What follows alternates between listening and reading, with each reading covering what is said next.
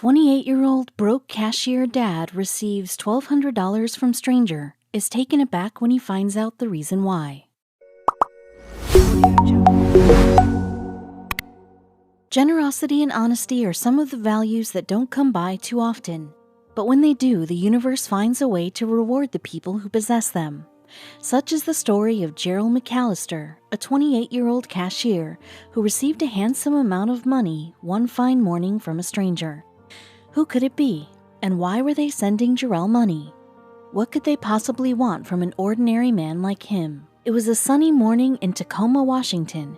Gerald was lying awake in his bed, minutes away from his alarm going off. He didn't sleep much last night, but then again, it has been that way for months now. After the event that turned his life upside down, it was difficult to sleep. Losing a mother would do that to anyone. His thoughts kept him awake most nights, but waking up was not a pleasure either. How do you stay awake when the reality is worse than your dreams? Gerald lost his mother to a pulmonary embolism back in December. Everything happened so quickly. One minute they detected a blood clot in her lungs. The next minute they were giving them the bad news. Life had just not been the same after that. As the younger child, Gerald was very close to his mother. He took the loss especially hard.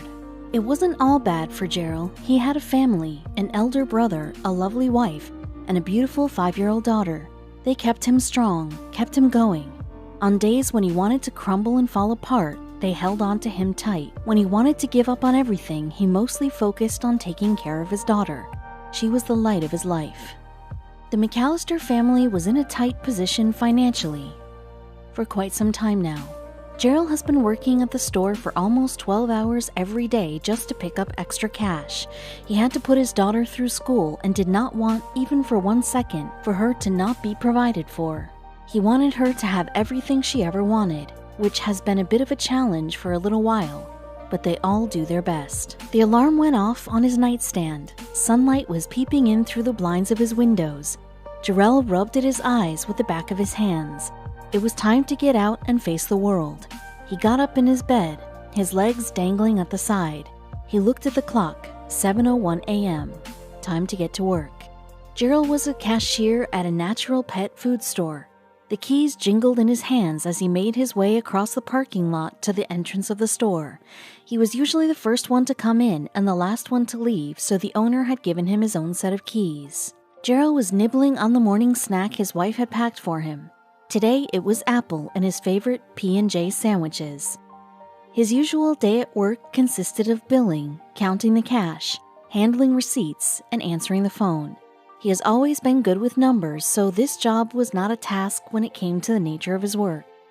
Gerald had to spend the maximum part of his day at the store. By the time he reached home, everyone would already be asleep. A few months ago, he might have complained about the long working hours, but now, he liked that his work kept him busy, because at least this way his mind isn't left to think about the loss he was coping from. Gerald heard his phone go off in his pocket. On checking it, he saw it's a money transfer from PayPal. A frown developed on his face. Who would send him money? On opening his account, Gerald was taken aback by what he saw. Someone had credited $1,200 in his account. Gerald immediately turned off his phone and shoved it in his pocket. He didn't want any eyes lurking on his screen. $1,200 was a lot of money. He didn't even earn that much at the store. Who could have sent him this much money? Gerald tried to picture a face in his mind when he thought about who it could be. He knew he owed money to a lot of people. He had borrowed money from some friends and even had a loan he needed to pay, but he couldn't remember lending money to anyone. Was it somebody his wife knows? He decided to find out. Gerald took out his phone from his pocket and dialed home. His wife picked up on the third ring. He told her about the bizarre event that took place this morning. His wife's reaction mirrored his own. Gerald asked her if she knows who it could be, if they owed money to anyone, or if she asked for money from someone. His wife was as clueless as he felt. She told him she was going to ask around and get back to him. Gerald waited for his wife's call in hopes that she will have answers. Meanwhile, he kept picking at his brain to get some idea who it could be. Was it someone his mother used to know? But that can't be the case. His mother didn't have many friends, and if she was owed any kind of money, she would have told him or his brother. Gerald's phone started ringing in his pocket. It was his wife. He hurriedly answered the phone. to his disappointment, she didn't find out anything. They had not lent any money to anyone. Jarrell was even more confused and overwhelmed than ever. He didn't know who to ask or what to do. Jarrell realized he was so surprised to see the message that said, "You've got money," that seeing the amount alone had made him close the screen and shove his phone away. Maybe the message itself could reveal where the money came from.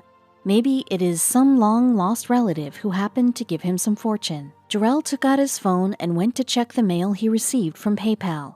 He always struggled with using his mail app. The words were too tiny to read by his weakened eyesight, and it looked too cluttered. He managed to find the mail, his eyes squinted to read a name that didn't belong to him. A. Trussler. Jarrell put his phone aside. A. Trussler was not a name he had heard before. And what did A stand for? Alex? Adam? Was it someone from his old workplace? Jarrell closed his eyes and tried to remember if he knew anyone by that name. He called his wife again, thinking maybe she will know someone by that name. But alas, no clue. Jarrell could feel his head beginning to hurt by this point. Jarrell thought of one idea every millennial thinks of when they have to look for something: the internet. He decided he's going to search for this name on different social media platforms and find this person. Things could only go two ways from there. Either he will recognize the person or he won't. If he didn't recognize him, he could reach out to them and ask why they have sent him money. Finding someone on social media was not as easy as it looked, at least not for Jarrell. He went on different platforms and searched for A. Trussler, but to his disappointment, he could not find any leads. He did not plan on quitting though, because he had not checked Facebook yet. To his relief, there were many A. Trusslers on Facebook. Jarrell was able to find a man named Alan Trussler who lived in Colville, Washington. He was an old man, maybe in his late 50s. One thing was for sure, Jarrell did not know this man at all, and he could not be associated with the McAllister family in any way. Jarrell was about to reach out to him when he saw a Facebook post he added less than 10 hours ago. The post was about his daughter Melissa Trussler, who had just turned 30. He was wishing her lots of love and happiness. As Jarrell's eyes roamed across the words, his brain began to click. He remembered there was something attached to the mail. Things started to make sense all of a sudden. He quickly went to see his PayPal mail again, this time knowing what to look for. Jarrell read the message that appeared on the screen. It was a birthday message from a father to his daughter. "Happy birthday, Melissa. I know how much you wanted that couch for your home, so here is a little something for you. Enjoy your day, my love. Love, Dad." Things came into perspective for Jarrell immediately. Melissa's dad had accidentally sent him the money he was supposed to give to his daughter. About 300 miles northeast of Tacoma, Alan Trussler was cursing himself for doing something so unbelievably stupid. Melissa, his daughter, was turning 30. He wanted to buy her something she would love, but 29 birthdays later, he was all out of ideas. He remembered her talking about this couch she really wanted for her place in Seattle, and then it clicked for him. He could send her the money she needed for the couch, and that way she could get what she wanted. Melissa Trussler was turning 30 in a few weeks. A new resident of Seattle, Melissa was busy for the past couple of weeks decorating her new apartment. After losing her brother 5 months ago, Melissa couldn't stay in the same house anymore, so she decided to move out and start a new life. Melissa had her eyes on this beautiful couch that she saw at Pottery Barn. She knew it would complete the look of her living room. Even though it was kind of expensive, she knew she wanted this couch for her place, and nothing else would suffice. However, buying that couch felt like burning a hole in her pocket. Little did she know that her dad was planning something for her too. Alan used his PayPal account to send $1,200 to his daughter, or so he thought. To send her money, he needed to input her number. What he didn't realize was that he put it in her old number, which now belonged to Jarrell. This resulted in a transfer of money from Alan's account to Jarrell's, not Melissa's. Alan called his daughter and explained what had happened. Alan and Melissa were not hopeful they would be hearing from this guy. Alan had already mentally prepared himself that the money was gone. $1,200 was not a small amount, and who in their right minds would return that kind of money if they came across it? Melissa still insisted her dad call this person and talk to him once. Jarrell was still staring at his phone, astonished by the fact that something like this could happen to him. He knew he would return the money. There were no doubts about it. His mother taught him to always do the right thing, even if no one is watching. She taught him integrity. If she was alive now, he knew what she would tell him to do, so he did the same thing. Because of Melissa's request, Alan decided to contact this person who was now the owner of her old number, as well as her money. To his surprise, when he picked up his phone, he found a message showing that the money had been returned right back to his account, and along with it, there was a message from Jarrell. Alan's screen read, "Returning the money hurts, but it's the right thing to do. Tell her I said happy birthday. I'll try to fix the problem on my end so this doesn't happen again. Take care." Alan couldn't believe people like Jarrell exist in the world.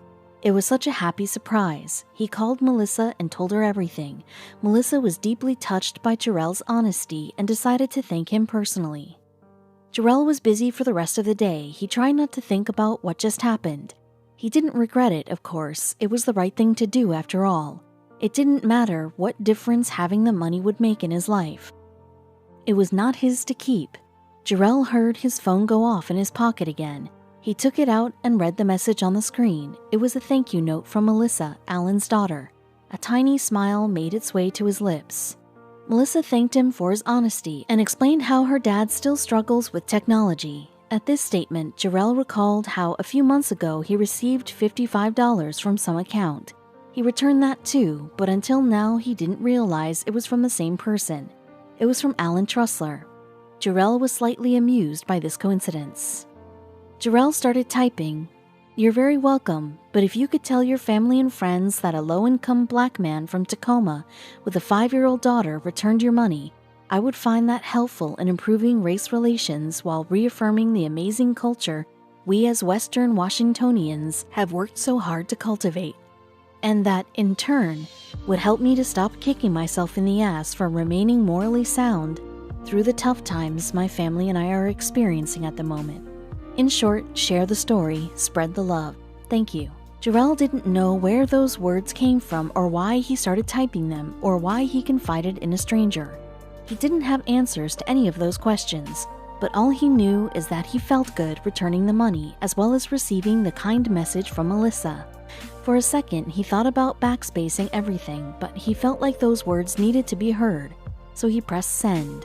The sun had set 4 hours ago. Jarrell was on his last bit of duties. He locked up the store and set off to the parking lot. He drove home in silence, his mind still chaotic with the events of the day. When he reached his house, everyone was asleep already. He made his way to his bedroom and lied awake in his bed for the next many hours. It was a Sunday morning, which meant no work. Jarrell was in his bed asleep for a change. He woke up to the sound of his phone, not his alarm. His phone had been going off for several minutes, again and again. He squinted his eyes, wondering who was texting him so early in the morning. Jarrell's eyes widened as he registered what was on his screen. His phone screen was cluttered with notifications from PayPal.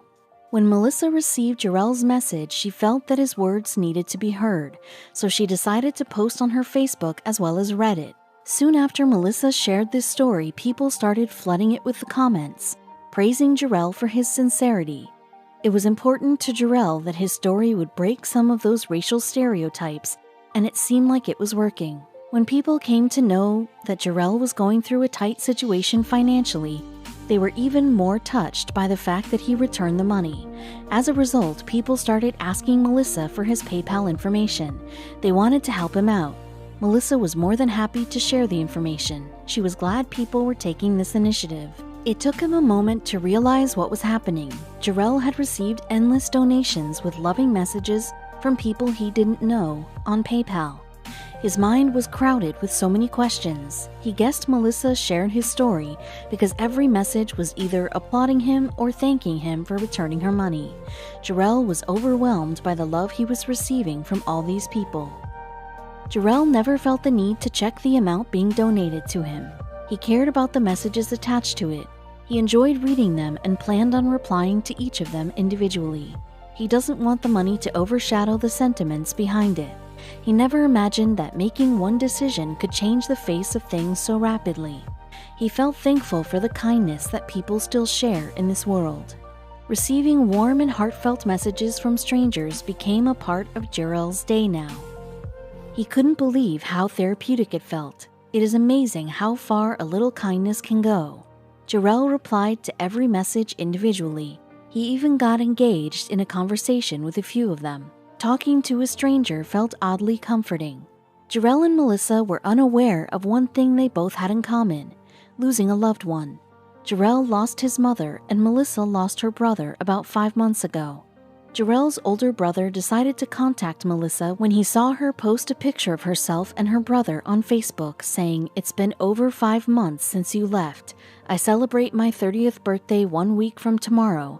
I wish you could be here to see it, bro." Jarrell's older brother messaged her on Facebook thanking her for shedding light on Jarrell's actions and how their mother would be proud of him and how he is even more proud of himself.